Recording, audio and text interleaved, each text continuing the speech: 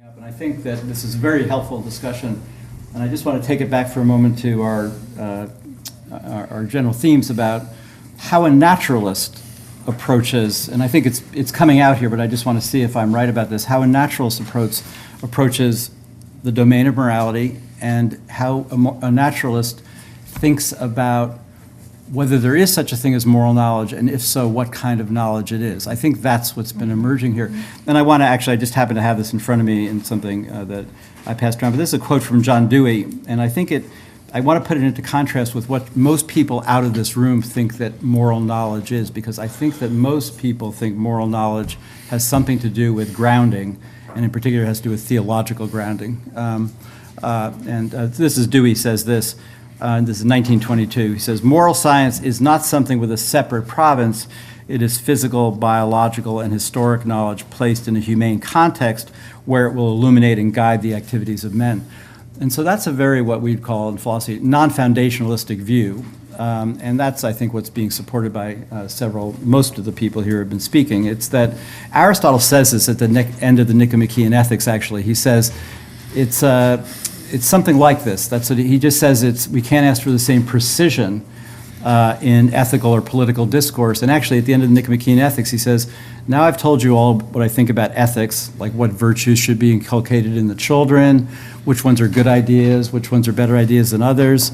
And now I better go on and do politics, because you can't do ethics without a notion of a good society."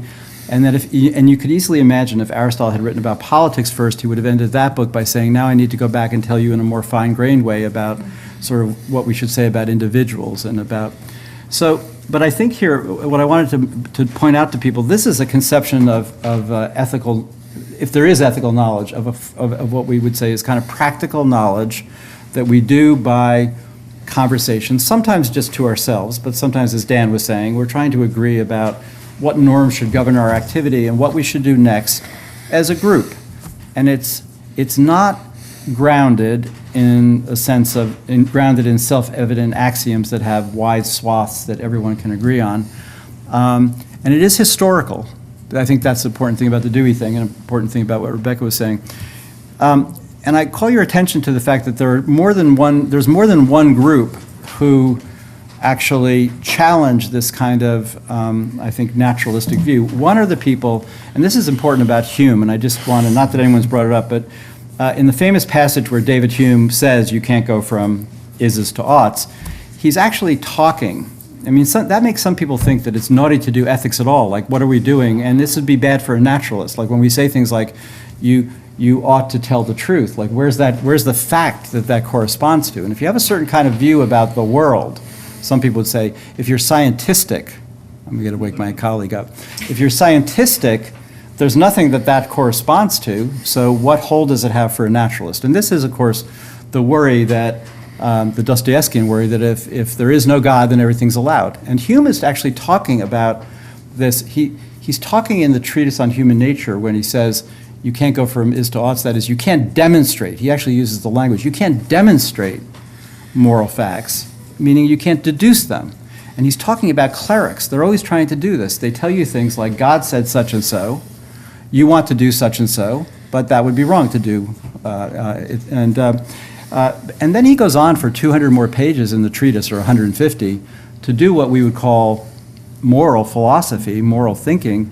He just doesn't try to demonstrate anything, because that's not what ethics does. It doesn't have, and so this would go back to, I think, Stephen's point about it's an area or a zone of human life where it involves very complex negotiations about what we ought to do next, what are good ideas. Maybe the way to put it is it involves reasonable people talking in reasonable ways about what they're seeing about their own nature, what they're seeing about what the world is calling upon them to think or do, and trying to resolve complicated practical problems. But I call your attention to the fact that people like Sam Harris, which and this is true of Ed Wilson did this too on human nature. He claimed to be able to derive moral norms from certain facts. These would be facts about human nature. And the point is that in either case, it's just a logical point. You can't actually derive them in the logical sense. But what you can do is you can say things like, given our nature of people who are partial to our loved ones and our families, we ought to think about accommodating this somehow in our morality. And almost every great world tradition, Confucianism is a good example, but our traditions are good examples, have tried to accommodate this. We don't even, I think we shouldn't think that there are algorithms to do this. We should think that these are complex kinds of practical negotiations that we make with ourselves and with others. But notice, that then says ethics is not a separate domain of knowledge. It's probably continuous with prudential and practical knowledge of all other kinds of sorts. It just maybe has to do with matters of perhaps greater importance, or what we take to be greater importance. I mean,